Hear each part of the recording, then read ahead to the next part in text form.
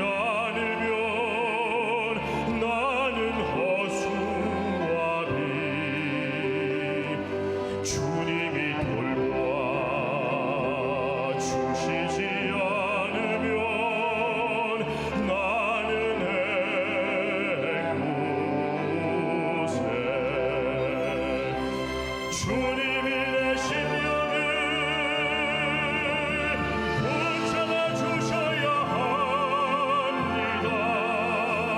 주님이 내 안에 오셔서 생명의 빛이 되어 주시고 소망의 등불이 되어 주소서. 주여 나를 불쌍히 여겨 주소서. 주님 나를 긍휼히 여겨 주소서.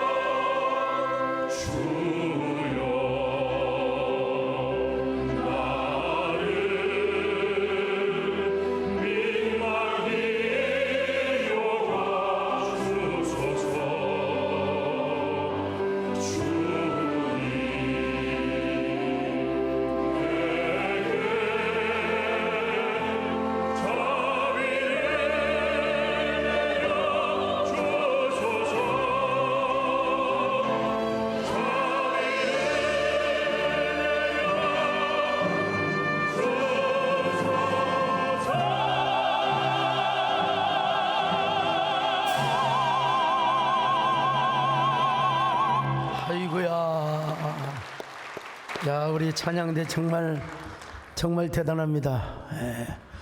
저도 언젠가 죽게 될 텐데 제가 죽으면 꼭 조가로 이 노래를 불러줬으면 하는 마음이 듭니다. 참 성가대 또 하나님 영광 박수 한번 하겠습니다. 하나님 감사합니다. 우리를 불쌍히 여겨주시고 긍휼히 여겨주시기를 바랍니다. 말씀을 전하는 종에게도 듣는 성도들에게도 하나님이여 살아있는 말씀이 되게 하시고 성령의 두루마기가 되게 하여 주시옵소서. 예수님의 이름으로 기도드리옵나이다. 아멘. 봄이 온 것처럼 요백에도 봄이 왔습니다. 제주도 말로 봄이 왔수다. 여러분도 겨울을 보내시고 봄을 맞느라 폭삭 속았수다. 이게 웃는 사람은 무슨 말인 줄 아시고요. 영국의 낭만파 시인인 퍼시피스 셀리라고 하는 시인이 서풍에 붙이는 노래라고 하는 시를 썼어요. 좀 긴데 5부 중에 마지막 부분을 소개하면요. 내 죽은 사상을 시든 잎처럼 몰아서 우주 사이에 휘날려 새 생명을 주노라. 그리하여 부르는 이 노랫소리로 영혼의 풀무에서 재와 불꽃을 날리듯이 나의 말을 인류 속에 날려 흩트려다오. 내 입술을 빌어 이 잠자는 지구 위에 예언의 나팔 소리를 외쳐라.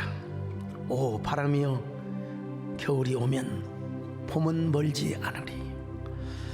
자, 여러분, 봄이 오면 아주 시원한 서풍이 불어오잖아요. 이 서풍의 바람을 이 시인은 희망, 놀라운 소망의 언어로 사용합니다. If winter comes, can spring be far behind? 고난을 겪고 있는 사람, 또 어려움을 당하고 있는 사람들에게 용기와 희망과 소망을 주는 노래입니다. 함석헌 선생님도 일찍이 이 시야말로 여러 번 자신을 넘어뜨리고 여러 번 자신을 절망하게 하였지만 자신을 일으켜준 시라고 그렇게 고백을 했다고 합니다. 물론 셀리가 말하는 이 봄, 스프링이라는 말은 계절적인 겨울과 윈터만이 아닙니다, 여러분. 겨울은 고난이나 역경을 의미한다면 봄은 희망과 소망을 의미한다고 이야기할 수 있죠. 이 봄의 노래를 누가 가져다 주느냐? 이 시인에 의하면 서풍이 가져다 준다는 겁니다. 서풍. 그렇게 서풍이 불면은 봄이 오는 것처럼 우리 인생에게도 서풍이라는 희망의 봄이 오고 또 회복의 봄, 그리고 복된 봄이 오게 된다는 거죠. 다시 생각해 봐도 여러분, 그 욥이 맞았던 고난의 겨울은 너무나 길었습니다. 혹독했습니다. 여러분, 고난을 당하니까 이웃들이 조롱을 했습니다. 얼마나 이웃들이 조롱을 했는가. 자, 욥기 12장 4절입니다. 시작. 하나님께 불러 아뢰어 들으심을 입은 내가 이웃에게 웃음거리가 되었으니 의롭고 온전한 자가 조롱거리가 되었구나. 뭐 이웃이 그렇다고 하지만 친구들까지도 자기들을 조롱했습니다. 욥기 16장 20절이요. 시작. 나의 친구는 나를 조롱하고 내 눈은 하나님을 향하여 눈물을 흘리니. 17장 1절 동일한 말씀입니다. 17장 2절 시작. 나를 조롱하는 자들이 나와 함께 있으므로 내 눈이 그들의 충동함을 항상 보는구나. 뭐 이웃이야 그럴 수 있다고 봅시다. 친구들도 그렇다고 봅시다. 근데 친척들까지 19장 13절로 15절을 봅니다. 시작. 나의 형제들이 나를 멀리 떠나게 하시니 나를 아는 모든 사람이 내게 낯선 사람이 되었구나. 내 친척은 나를 버렸으며 가까운 친지들은 나를 잊었구나. 내 집에 머물러 사는 자와 내 여종들은 나를 낯선 사람으로 여기니 내가 그들 앞에서 타국 사람이 되었구나. 여러분, 아니 뭐 친척 형제 떠나서 여종들까지, 하녀, 옛날에 하녀들이 있었잖아. 여종들까지 욥을 가련하게 봤어요. 가련하게 봤어요. 심지어는 옆에 있는 여자, 이걸 우리 쉬운 말로 뭐라고 합니까? 옆편내. 옆에 있는 여자라고 해서 옆편내라고 그래요. 자, 옆편내가 뭐라고 하느냐? 19장 17절 봅니다. 시작. 내 아내도 내 숨결을 싫어하며 내 허리의 자식들도 나를 가련하게 여기는구나. 사실 우리가 일반적으로 여러분 보세요. 욥기 2장 9절을 보면은 아내가 떠난 것처럼 뉘앙스를 풍겨줬어요. 자, 2장 9절입니다. 시작. 그의 아내가 그에게 이르되 당신이 그래도 자기의 온전함을 굳게 지키느냐? 하나님을 욕하고 죽으라. 어떻게 여러분, 어떤 사람은 그렇게 이야기합니다. 이게 욥을 사랑했으니까, 얼마나 욥을 사랑했으면 그렇게 하겠느냐고. 여러분, 욥을 사랑한다고 그렇게 따지면서 죽으라고 그렇게 말할 수 있을까요? 그거는 아니죠. 어떻게 하나님께 욕을 하고 뭐 조금 좀 격화시켜서 좀 따지라고 합시다. 하나님께 따지고 죽어라. 이게 글쎄요, 저는 동의할 수 없어요. 네. 그렇지만 욥을 떠났다가 아이고 좀 안 되겠다 싶어서 다시 돌아왔다는 말은 제가 동의할 수는 있겠어요.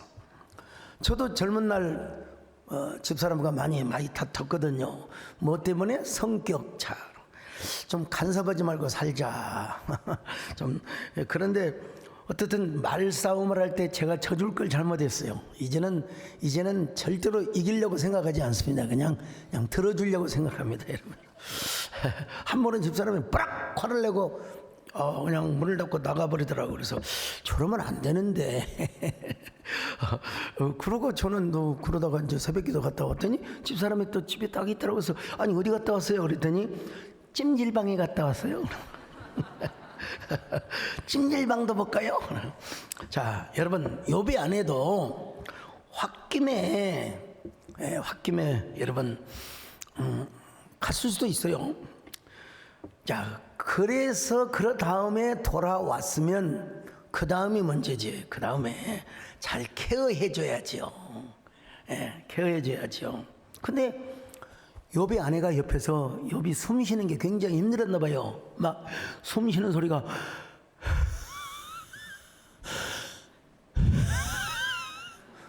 안 느껴지세요? 예. 숨 쉬는 것 자체가 너무 싫었다는 거예요. 자, 욥기 19장 17절 봅시다. 시작. 내 아내도 내 숨결을 싫어하며 내 허리의 자식들도 나를 가련하게 아니, 아내는 그렇다고 합시다. 근데 자식들이 다 죽었는데 어떻게 해서 자녀들까지 자기를 조롱한다고, 이게 도대체 무슨 말일까? 참 그렇다면 처벌받지 않나, 뭐 이런 의문이 들어서 제가 전부 주석을 보고 전부 제가 훑어봤더니 이게 히브리 말로 리브네 비트니로 되어 있더라고요. 예, 쫙 봤더니 바른 성경에서 원문에 거의 가장 가깝게 해놨더라고요. 자, 바른 성경 19장 17절을 보십니다. 시작. 내 아내가 내 입김을 싫어하고 내 형제들도 나를 역겨워. 형제라고 했어요. 형제 리본의 비트니를 형제라고 했어요. 그러니까 야, 참 이렇게 번역이 중요하구나.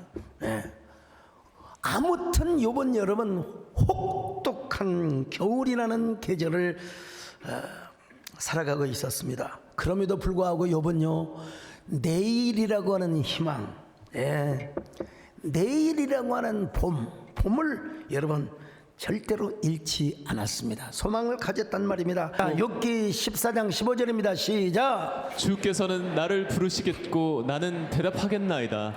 주께서는 주의 손으로 지으신 것을 기다리시겠나이다. 여러분 끝까지 고난 중에서도 주님을 기다리겠다는 거예요. 주님이 주신다는 이 서풍의 봄을 자기가 맞이하겠다는 겁니다. 물론 서풍이라는 바람이 불어오는 듯 하면서도 아직 봄이 안 올 때가 있잖아. 오늘은 진짜 완전히 봄 같은데요, 이러다가도 또 꽃샘추위가 또 올 수도 있는 거예요. 근데 오늘은 진짜 봄 벚꽃 사랑, 정말 그런 노래가 생각이 나요. 아주 날씨가 얼마나 화창한지 몰라. 근데 서풍인 것처럼 느껴지지만 봄이라는 형태, 아직 뭐 꽃이 활짝 피거나 형태가 잘 안 보여요. 아직 나뭇잎사귀가 돋아거나 그렇지는 않은 것 같아요. 그래서 김춘수 시인의 서풍보라는 식귀절이 생각이 납니다, 여러분. 이분은 꽃이라고 하는, 풀이라고 하는 거의 범위 안에서 많이 시를 쓰는 것처럼 느껴져요. 너도 아니고 그도 아니고 아무것도 아니고 아무것도 아니라는데, 꽃인 듯 눈물인 듯 어쩌면 이야기인 듯 누가 그런 얼굴을 하고 간다 지나간다 환한 햇볕 속을 손을 흔들며 아무것도 아니고 아무것도 아니고 아무것도 아니라는데 온통 풀냄새를 널어놓고 복사꽃을 올려놓고 복사꽃을 올려만 놓고 환한 햇볕 속을 녹인 듯 눈물인 듯 어쩌면 이야기인 듯 누가 그런 얼굴을 하고 이게 시입니다 여러분. 여러분 이번에 시처럼 눈에 보이지 않는다고 해서 여러분 존재하지 않는 것이 아닌 거예요.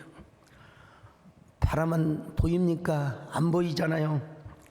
아무것도 아닌 것처럼 보이지만은 꽃인 듯 눈물인 듯 이야기인 듯 불어오는 게 여러분 봄바람이고 서풍이라는 거죠. 여러분 봄이 그냥 확 와버리면 얼마나 좋겠습니까? 근데 눈물인 듯 꽃인 듯 그리움인 듯 하다가 어느새 봄이 와요. 꽃이 피고 진달래 피면 어느새 내 마음과 그리고 내 뭡니까 발은 벌써 나의 고향역을 드나들게 되죠. 오늘 시인도 뭐라고 말합니까? 꽃인 듯 눈물인 듯 그렇게 온다는 거예요. 욥에게 봄이 이렇게 왔다는 사실을 제가 지금 강조하기 위해서 이런 비유를 듭니다. 여러분 욥에게 분명히 서풍이 오긴 왔지만 폭풍처럼 느껴졌어요. 보였어요. 그럼에도 불구하고 욥은 시련의 폭풍 속에서도 오로지 하나님만을 바라보며 인내하겠다는 것입니다. 하나님께서 마련해 주신 단련의 길을 폭풍처럼 맞으면서 희망을 갖고 가겠다는 거예요. 그러면서 그 과정 속에서 정금같이 연단을 받고, 정금하면 우리 정금성은 선생님이 그러죠. 하나님 앞에 서겠다는 거예요. 자, 욥기 23장 8절로 10절입니다. 시작. 그런데 내가 앞으로 가도 그가 아니 계시고 뒤로 가도 보이지 아니하며 그가 왼쪽에서 일하시나 내가 만날 수 없고 그가 오른쪽으로 돌이키시나 배울 수 없구나. 그러나 내가 가는 길을 그가 아시나니 그가 나를 단련하신 후에는 내가 순금같이 되어 나오리라. 보세요 여러분요, 왼쪽으로 가도 뵙지 못하고 오른쪽으로 가도 하나님 배울 수가 없어요. 앞으로 가도 뒤로 가도.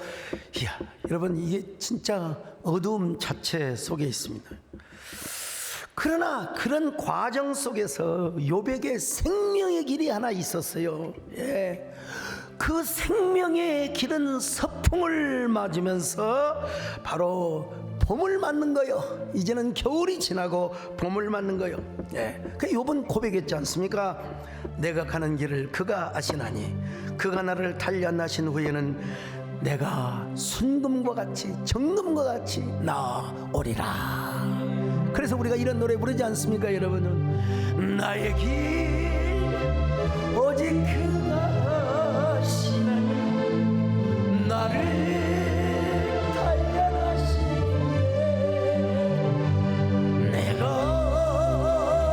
정금같이 나오리라. 내가 순금같이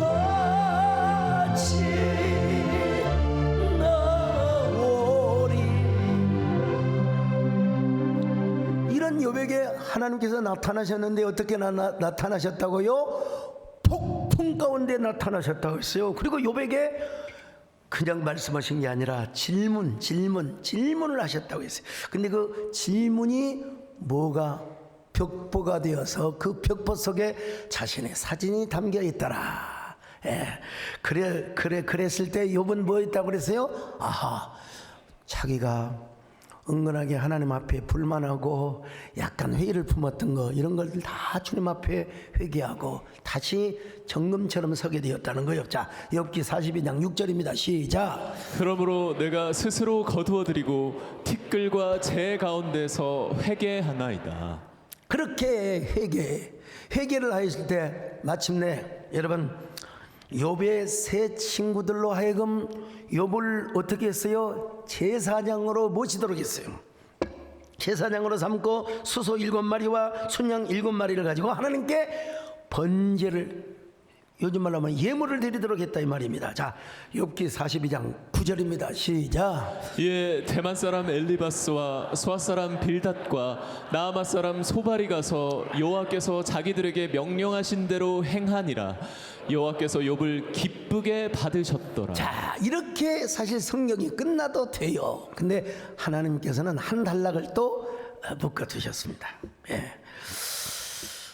욥이 제사장이 되어서 소위 말하면 그냥 예배를 드리던 예배 인도자뿐만 아니라 사죄하고 용서하고 또 마치 뭐라고 할까요? 그 하나님과 친구들 사이를 중재하는 중재 역할을 하는 기도를 한 거예요. 중보 기도를 한 거예요. 하나님, 비록 제가 병들어 있고 제가 지금 남북의 조롱거리가 되어 있다 할지라도 다 하나님의 섭리가 있음을 믿습니다. 욥의 고백이요, 욥의 고백.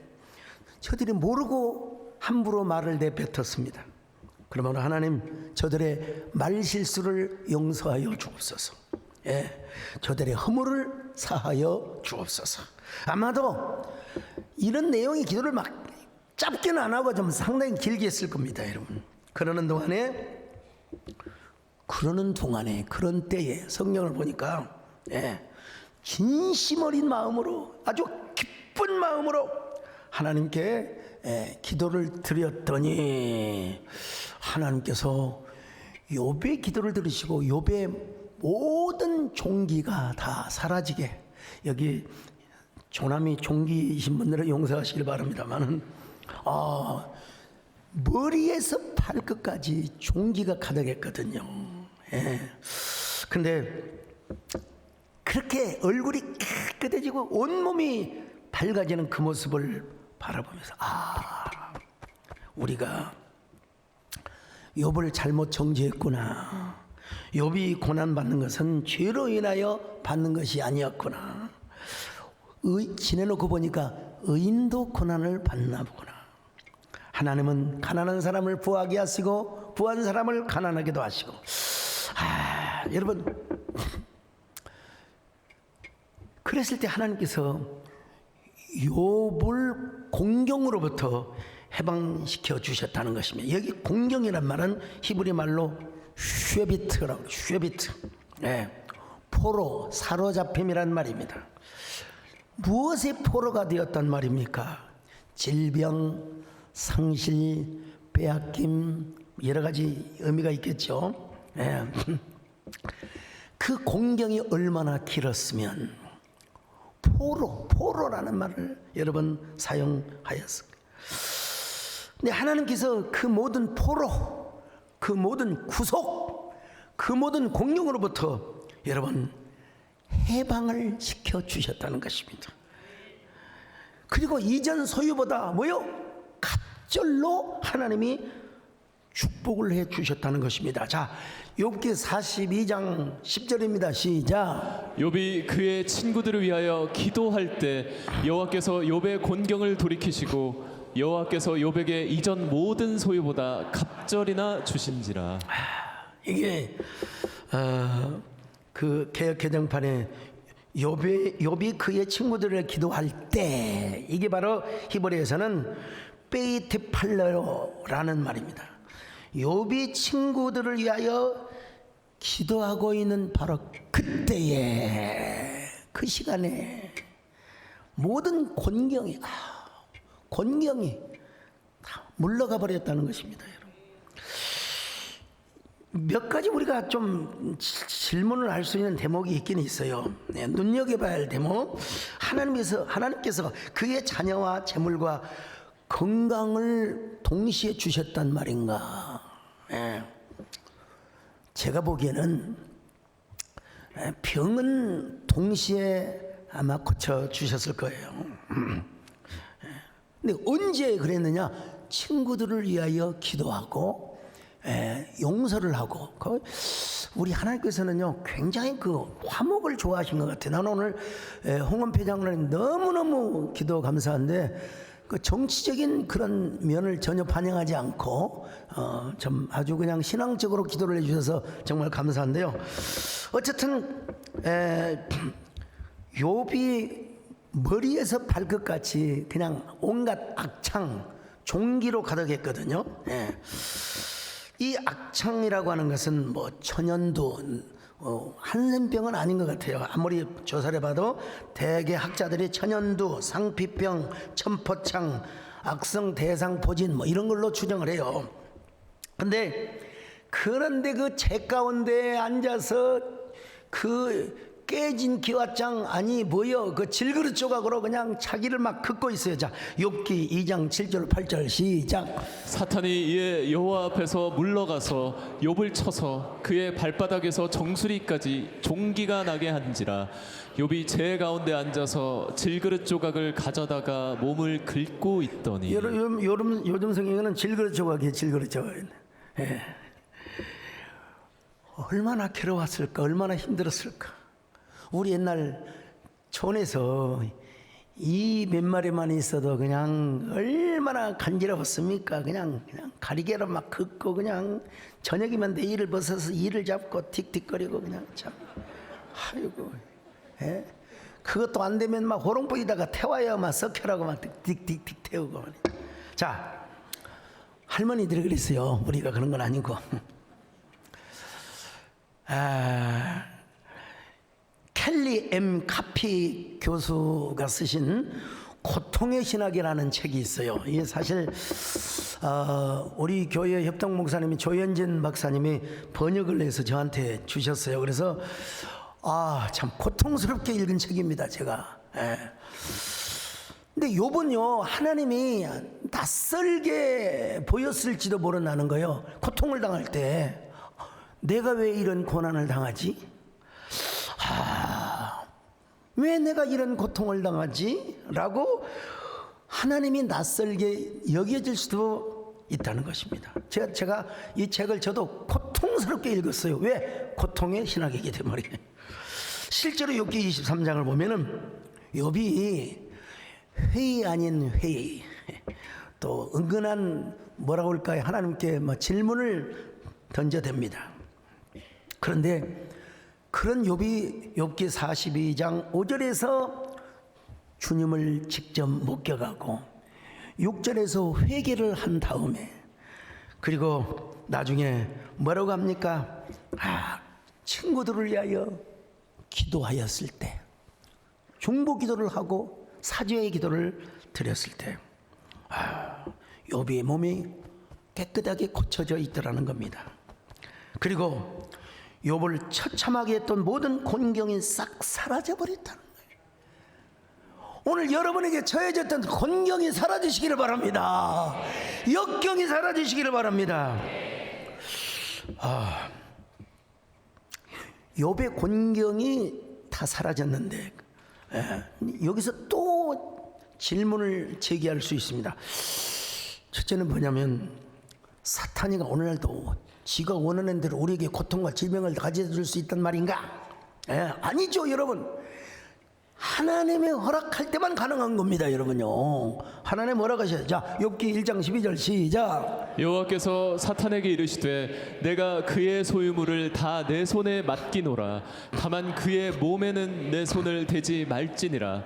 사탄이 곧 여호와 앞에서 물러가니라. 여러분, 하나님이 허락하셔야 돼요. 자, 욥기 42장 11절 또 봅니다. 시작. 이에 그의 모든 형제와 자매와 이전에 알던 이들이 다 와서 그의 집에서 그와 함께 음식을 먹고 여호와께서 그에게 내리신 모든 재앙에 관하여 그를 위하여 슬퍼하며 위로하고 각각 캐시타 하나씩과 금고리 하나씩을 주었더라. 사실은 이거는요, 욥기의 저자가 누군지는 잘 모르지만 뭡니까, 훗날 욥기를 기록했다 할지라도 이건 욥의 고백이 아닙니다, 여러분. 지금 친구들의 고백이야. 친구들, 이웃들이 와서 욥을 위로하여 드리는 말씀이다 이 말이에요. 그러니까 그런 의미에서 볼 때 그와 함께 음식을 먹고, 그러니까 모든 형제와 친척들이 욥에게 한 말이요. 그건 뭐냐? 사탄이 가져다 준 것이 아니라 여호와 하나님께서 내리신 재앙이라. 이렇게 표현을 하고 있습니다. 이게 무슨 말이냐면, 자, 가령 이제 우리 쉽게 말하면, 아이고 세상에 오늘 이 같은 복을 받으려고 그런 고생을 했구만. 세상에, 아이고 정말로 축하해요. 옛날 그 고생하고 그런 거 다 연단이었어요. 축하해요. 이런 말로 지금 하나님께서 그런 재앙을 주셨다는 거예요. 예. 자, 참 또 하나의 이제 질문이 있는데 뭐냐? 이 모든 갑절 은혜와 축복이 한순간에 있을 수 있을까? 네, 하는 질문이 있어요. 분명히 성경은 말씀하고 있습니다. 욥의 말년에, 욥의 말년에. 그러니까 모든 뭐 1만 4천 마리의 양을 비롯해서 자녀할 것 없이 한순간은 아니죠. 여러분, 한순간에 자녀가 오락말이 바라바라 따라다 뿌렸냐 한다고 자녀를 바라고 바로 태어납니까? 그건 아니잖아요. 한순간은 아니죠. 여러분, 사탄이가 하나님의 주권적 허용을 받고 우리를 시험하고 우리에게 갖다가 염려를 주는 것이지 절대로 그렇지 않다는 사실을 아셔야 됩니다. 그러니까 그 하나님의 갑절 은혜는 어디서부터 시작되었느냐? 질병이 고침을 받는 데서부터 시작을 하고, 이어서 자식이 태어나고, 그리고 이전 소유보다 갑절의 소유가 늘어났다고 이렇게 논리적으로 보면 좋을 것 같아요. 이제부터는 이 과정에서 사탄이 시험할 수가 없어요. 이제는 시험할 수 없어요. 접근 자체가 불가능해요. 언제나 승승장구하고 형통만통했다 이 말이죠. 그때 여기에 필요한 게 뭐냐면 시간의 과정이 필요하다. 시간의 과정이 필요하다. 그래서 성경은 어떻게 표현하고 있습니까?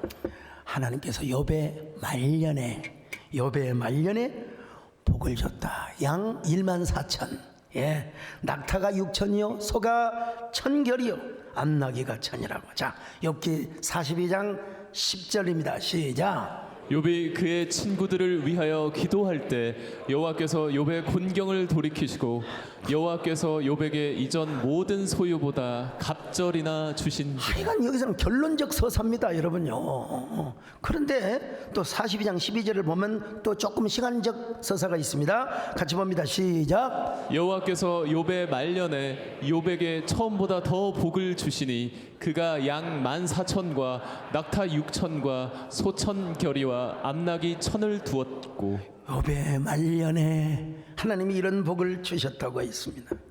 여러분, 그에게는 7 아들과 3 딸이 있었습니다. 3 딸. 그 7 아들에 대해서는 대충 지나가는데 3 딸들에 대해서는 이름까지 나열하면서 구체적으로 언급하는 걸 볼 수 있어요. 13절로 15절을 보십니다. 시작. 또 아들 7과 딸 3을 두었으며 그가 첫째 딸은 여미마라 이름하였고 둘째 딸은 그시아라 이름하였고 셋째 딸은 게렌 합북이라 이름하였으니 모든 땅에서 욥의 딸들처럼 아리따운 여자가 없었더라. 그들의 아버지가 그들에게 그들의 오라비들처럼 기업을 주었더라. 왜 이렇게 딸들까지 묘사를 하고 있을까? 성경에 보니까 욥의 딸들처럼 아리따운 여자가 없었대요. 여러분, 옛말에 출가 여인이라고 했잖아요. 우리 어린 시절만 해도 출가 여인이라고. 근데 욥은 아들들과 똑같이 여식들에게도 재산을 그만큼 여러분 여유가 있었고 재산이 많았다는 의미죠. 이 딸들은 외적인 아름다움 뿐만이 아닙니다. 마음도 곱고 신앙심도 아주 깊었어요. 첫째 딸 이름이 바로 뭐냐? 여미마, 비둘기과에 속한 새입니다. 여미마. 비둘기 하면 평화, 순결, 기쁜 소식. 노아 방주 때도 그 나뭇잎 사기를 딱 물고 온 새가 비둘기였습니다. 여러분, 독수리 같은 새는 하나님 바치지 말래요. 이런 이런 것들은 하나님이 안 받으신대요. 비둘기처럼 다정한 이런 새를 하나님께 드리라는 거예요. 그래서 여러분 오늘 김연한 집사님 참 간증이 너무 가슴 아프게 했지만은 가난한 사람들은 가난한 대로 비둘기를 드리라는 거예요. 비둘기. 그래서 레위기서에 보면은 새는 쪼갤 거 없다는 그냥 통째로 드리고 큰 짐승은 이렇게 각을 떼서 드리지만 새는 그냥 드려라. 욥의 첫째 딸의 이름이 여미마라고 지은 것은 자기가 그래도 하나님 저는 역경 속에서도 저의 지조를 지켰습니다. 저의 순결을 지켰습니다. 이런 고백에서 아마 이름을 지었지 않나 그런 주장을 합니다. 학자들이. 둘째는 그시야라고 그래. 그시야는 뭐 그서버려 그런 게 아니라 계피나무를 말해. 계피. 그시야 하면 그서버려가 아니에요. 고대 근동에서 계피나무는 향재료예요. 여러분 욥의 둘째 딸도 굉장히 그 마음의 향기, 마음의 순수함이 굉장히 마음의 아름다움이 얼굴뿐만 아니라 여러분 요즘은 잘 얼굴 봐서 몰라요. 막 성형외과 가서 그냥 뭐 그걸 뭐라고 합니까? 그냥 이렇게 하고 하니까 저는 여러분 아시다시피 자연인입니다, 여러분. 세 번째 딸은 게렌합북이요. 게렌합북. 이 물감을 말해요, 여러분. 물감. 우리 세계에서 최고 비싼 그림이 뭔지 아십니까? 우리 집사님 아시잖아. 이게 살바토르 문디라고 하는 그림인데 여러분 저게 값이 6천억이래. 6천억. 저기 사우디 왕세자가 갖고 있다고 하는데 그림 한 장에 6천억이요. 여러분 강남의 아파트를 한 20-30채를 살 수 있는 엄청 그런 아름다움이 게렌합북에 있단 말입니다, 여러분. 그런 딸들에게 똑같이 재산을 나누어 줬다는 것입니다. 욥은 딸들이 아름다울 뿐만 아니라 딸들에게도 똑같이 재산을 나누어 줬다. 자, 15절 다시 봅니다. 시작. 모든 땅에서 욥의 딸들처럼 아리따운 여자가 없었더라. 그들의 아버지가 그들에게 그들의 오라비들처럼 기업을 주었더라. 얼마나 큰 복을 받았으면 주로 여러분 족보에 있어서는 딸의 이름이 거의 안 나옵니다. 거의 안 나와. 근데 엄청나게 욥이 복을 받자 여러분 친구들이 와서 친척들이 와서 이웃들이 와서 위로의 잔치를 쳐주는 겁니다. 위로의 잔치 한번 볼까요? 11절 볼까요? 시작. 예, 그의 모든 형제와 자매와 이전에 알던 이들이 다 와서 그의 집에서 그와 함께 음식을 먹고 여호와께서 그에게 내리신 모든 재앙에 관하여 그를 위하여 슬퍼하며 위로하고 각각 게시타 하나씩과 금고리 하나씩을 주었더라. 여러분 이 사람들이 누구냐고요? 이 사람들은 욥이 어려워할 때 미워하고 막 저주하며 욕하며 하나님을 저주하고 죽으라고 이런 종류의 사람들이었어요. 자, 욥기 19장 13절 시작. 나의 형제들이 나를 멀리 떠나게 하시니 나를 아는 모든 사람이 내게 낯선 사람이 되었구나. 사실은 욥기를 가지고 주일 설교를 하는 게 보통 힘든 게 아닙니다. 사실은. 강의를 하는 것은 모르지만 이게 함축적으로 설교를 한다고 하는 것은 정말 여러분 이 설교자의 고통을 좀 알아주셔야 됩니다, 여러분. 그 모든 내용을 함축적으로 딱 형상화해가지고 압축해서 하는 설교. 그러니까 모든 명설교자들, 특별히 우리 저희 교단의 큰 지도자이셨던 정교 목사님께서도 주일 설교에 대한 부담이 그렇게 크셨대요. 주일 설교에 대한 부담이. 저 또한 그렇습니다, 여러분. 예. 그런데 욥이 욥이 건강을 하고 여러분 축복을 회복하자 이웃들이 찾아왔어요. 위로금을 가지고 막 격려금을 가지고 막 찾아왔어요. 뭘 가지고? 캐시타, 이게 금조각으로 된 격려금인데요. 그들이 와가지고 막 노래를 부르는 거예요. 이제 와, 이제 욥이 아이고 그래 복 받으려고 그런 거지. 이제 우리 같이 이제 우리 웃고 같이 웃자고 하면서 여러분 금거리를 주는데 뭐 어떨 겁니까? 손님이 와서 축하해 주는데 말이죠. 꽃이 피면 같이 웃고 꽃이 져도 같이 웃네. 풍요한 그 축복이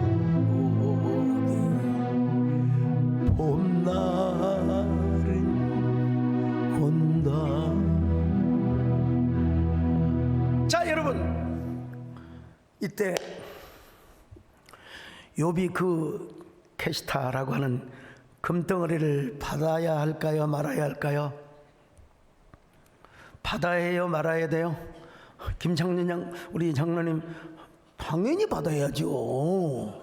당연히 받아야죠. 여러분, 안 받으면 무시하는 거예요. 그들이 일단 사과, excuse me 하는 마음으로 왔거든요. 그거 받아야죠. 여러분, 위로할 때 저도 위로가 필요한 사람입니다. 저도 여러분 발화상 때문에 위로가 필요하니까 참고하시고요. 근데 그동안에 욥을 비난하고 조소하고 조롱했던 사람들이 말이요 다 와서 위로를 하는데 그때 욥이 뭘 했을까? 그냥 한번 상상을 해본 겁니다. 여러분 성경에 나와 있지는 않지만은 욥은 뭐요? 딱 어림잡아서 욥의 쪽 그냥 벽보를 보면은 뭐가 떠오르냐? 딸바보, 딸바보, 딸바보, 딸바보. 왜냐면 아들 이름은 생각이 안 나고 안 나고 딸만 내렸어요. 막 여미마, 뭐 무슨 뭐 그시야, 게레나북, 뭐 동네북, 그냥 막 무슨 뭐 딸 자랑을 했어요. 딸 자랑을 했어요. 네. 그럼 뭐 딸을 내려오니까 또 뭐라고 했을까요, 여러분? 어쩌면 그렇게 어이구 세상에 눈썰미 좀 봐봐, 세상에 눈썹 좀 봐봐, 저 콧등 좀 봐봐, 세상에 욥이 짜본 아닙니다. 욥 어쩌면 그렇게 아빠를 닮았는지 몰라. 저 봐봐 저 봐봐 세상에 아이고 어쩌면 그렇게 뷰티풀 원더풀 쌍꺼풀해. 아이고 여러분 그랬을 때 욥이 뭐라고 대답을 했을까요? 난 그냥 한번 생각해 보는 거예요. 얼굴만 예쁘다고 여자냐, 마음이 고와야 여자지, 신앙심이 좋아야 여자지, 내 딸이 그런 딸이야. 짜리장짱 야야야. 근데 여러분 궁금한 게 하나 있는데 뭐냐면 욥이 말년에 이제 축복을 받는 우리는 그대로 믿어야지요. 아멘이죠. 14,000마리 뭐 다 믿어야죠. 근데 이제 도대체 누구를 통해서 10명을 낳았느냐? 누구를 통해서? 물론 전통적인 학자들은 첫째 부인을 통해서 낳았을 것이라고 그렇게 주장을 해요. 뭐 당연히 전통 학자들이 견해를 따라야 되겠죠. 첫 번째 부인이 잠시 나갔다가 돌아온 것까지도 여러분 받을 수 있지만, 근데 제가 인간적으로 한번 생각해 봤어요. 이미 그때 나이는 이미 폐경이 되었을 텐데 폐경이 되었을 텐데, 아니 물론 아브라함의 아내 사라도 90세 이상을 낳았어요. 근데 또 하나 제가 한번 따져본다면은, 아니 사라는 이삭 하나만 낳았지 욥의 아내는 10명을 낳았거든요. 10명을 낳았어요. 그래서 쭉 찾아보니까 중간기 역사, 이건 성경은 아니지만 중간기에서는 뭐라고 얘기하느냐, 두 번째 아내라고 기록이 되어 있는, 참고만 할 뿐입니다. 참고만 할 뿐이요. 어쨌든 이래도 은혜, 절에도 은혜. 분명한 것은 욥이 생식 능력을 가지고 있었고 욥의 DNA를 이어서 낳은 아들이고 딸이라고 하는 것만큼은 모든 우리가 성경을 그대로 믿는 것이죠. 자, 어쨌든 그럼에도 불구하고 전통적인 견해를 따른다면 이것이 더 신비적인 은혜입니다. 진짜 신비적인 은혜입니다. 어떻게 90살을 먹은 할머니, 100살이 다 된 할머니가 하나도 아니고 아들 7과 딸 3을 낳을 수 있단 말인가. 여러분, 신비한 이야기죠. 그냥 신비는 신비대로 붙여주는 게 좋습니다. 여러분, 거기에다가 욥은 뭐라고 했느냐? 그 이후에 140년을 더 살았대요. 자, 욥기 42장 12절로 17절, 16절로 17절 시작. 그 후에 욥이 140년을 살며 아들과 손자 4대를 보았고 욥이 늙어 나이가 차서 죽었더라. 이게 욥이 몇 살을 살았느냐는 누구도 정확히 알 수는 없지만 대충 봐도 200년 전으로 사는 거예요. 이 고난 이후에 140년을 살았으니까 140년. 여러분, 자녀들을 열을 낳고 고난을 당했지 않습니까? 예. 몇 년을 고난을 당했는지는 알 수가 없어요. 근데 이제 쭉 제가 조사하고 또 조사를 해보니까 우리 구약을 전공하신 이희성 목사님도 감동을 해요. 목사님, 언제 70인형을 보십니까? 여러분, 그 셉투아전트라고 하는 70인형을 쭉 거기를 보면은 30년 동안 고난을 받았다고 그렇게 번역을 해놨어요. 이거는 그렇게 연대를 계산하면 거의 한 욥이 240년을 살았다는 결론이 도달하는데 이걸 우리가 전적으로 소용할 수는 없어요. 그냥 참고만 할 뿐이고, 우리가 성경에 나와 있는 사실만 본다 하더라도 욥이 고난을 겪은 이후에 140년을 살았어요. 예, 140년을 살았어요. 그러니까 고난 받는 기간을 포함해서 본다 하더라도 거의 한 200세 전후로 살았다는 말입니다. 아들과 손자 4대. 자, 아들, 손자, 증손, 현손, 내손까지 다 갔어요. 예. 우리는 차례야 90살, 글쎄요 100세 시대에 도전한다고 하지만 여러분, 예, 욥은 우리보다 더블 포션으로 다 갑절이 있어요. 우리 정문사님, 아이고 내가 나이 많다고 욥을 생각하러서 욥은 무슨 100세도 되기 전에 나이 드셨다고 하십니까? 욥은 여러분 어쩌면 글쎄요 한 200년 넘게, 첫째는 하나님의 은혜였지만 또 하나는 뭐냐, 고난에 대한 보상이라고 여겨집니다. 여러분, 그러니까 사람들이 볼 때마다 자기들은 죽으면서도 욥이 멀쩡하게 살아있는 모습을 보면서 아이고 그렇게 처절한 시험 속에서도 꿋꿋하게 하나님만 섬기더니 저렇게 오래오래 사시네. 와, 아들 보고 손자 보고 증손 보고 그리고 현손 보고 내손까지 보고, 와, 어쩌면 저렇게 건강하게 살 수 있을까? 막 손주 손녀들이 다 보면서 우리 할아버지는 저 악한 마귀가 시험했는데도 한 번도 시험 당하지 않고 한 번도 원망하지 않았대요. 우리도 할아버지의 믿음을 본받아서 그렇게 살아가대요. 여러분 그렇게 얘기하지 않았겠을까요? 난 오늘 여러분도 욥처럼 하나님을 잘 섬기셔서 건강의 복이 있기를 바랍니다. 여러분도 장수하시기를 축원합니다. 예, 할 수 있으면 이 땅에서 가난하지 마시고 부자 되시기를 바랍니다. 좋으신 하나님께서 여러분에게 그런 복을 주시기를 바랍니다. 우리 하나님 어떤 분이다? God is good. 언제나 선하신 하나님이시다. 우리가 하나님 앞에 해야 할 것이 딱 하나 있어요. 그건 뭐냐? 욥이 인내한 것처럼 우리도 참고 기다리면 되는 거예요. 자, 야고보서 5장 11절 봅니다. 시작. 보라, 인내하는 자를 우리가 복되다 하나니 너희가 욥의 인내를 들었고 주께서 주신 결말을 보았거니와 주는 가장 자비하시고 긍휼히 여기시는 이시니라. 우리 하나님은 여러분 언제나 자비하시고 긍휼히 여겨주시는 분이십니다. 여러분, 언제나 내주는 자비하셔서 늘 함께 계시고 그런 노래가 있지 않습니까? 여러분, 내주는 자비하셔서 늘 함께 계시고 내 궁핍함 늘 채워주시네. 주님을 찬송하면서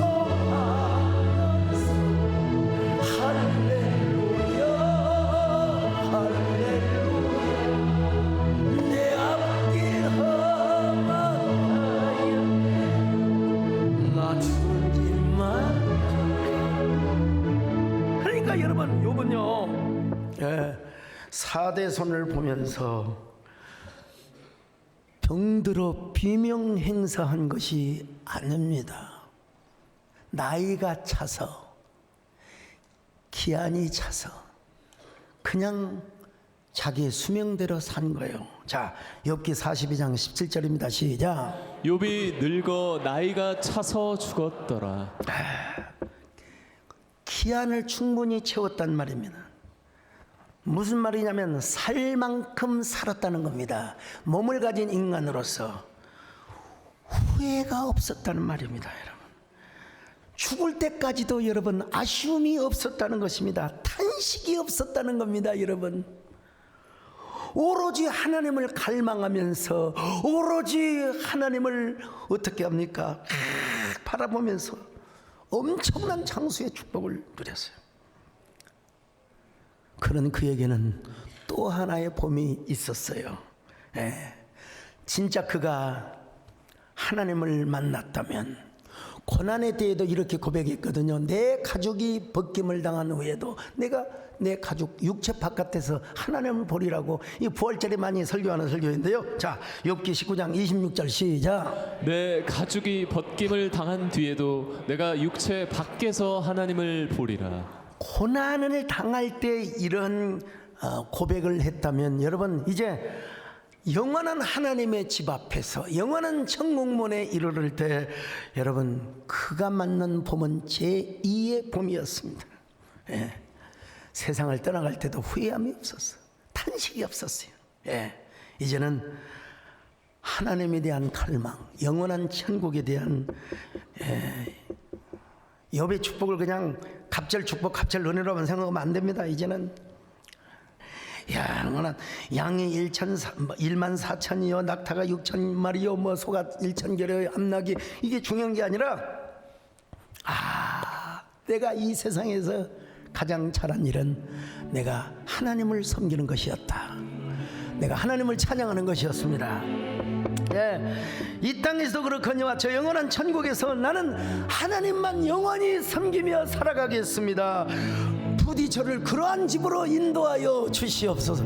여러분, 이런 고백을 안 했을까요? 당연히 그러고도 남았겠지요. 나의 평생에 가장 복된 일, 내가 예수 만난 것이 나의 평생 가장 잘한, 내가 예수 주로 섬긴 것이 이 세상 살도 내가 걷는 길 때론 험하여 넘어질 때도 주의 강한 손 나를 붙드시, 나는 예수님만 주로 섬긴 주여.